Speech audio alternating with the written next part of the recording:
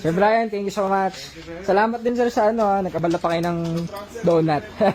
Thank you po, thank you po. Ayan yung EcoSport Sir Brian. So, release na natin. Maganda pa sir yung ano nyo NDV, anong ano yan? 2016? 17? 16. Maganda pa yung EcoSport nyo. Sir, di tumatakbo yun. 43 nga lang yun. 43 lang sir. First owner kayo na sir, tama? Oo.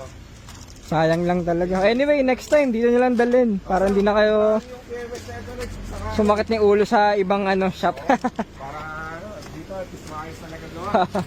Sir, thank you. Ingat po. Message lang kapag may questions kayo. Salamat po. Ingat Sir Brian.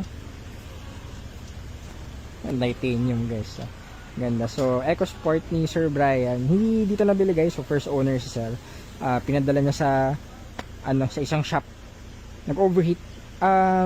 Actually, dapat nga naagapan na yun kasi hindi naman nagkulang si Sir sa paggawa.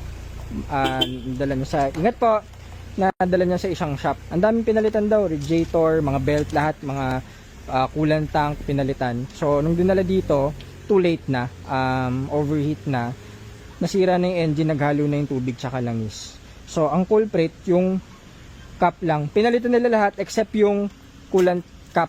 So, yun yung naging dahilan. So, wala, nandyan eh. So, after nyan, di maintain na lang ni Sir. Dito na siya papa-PMS.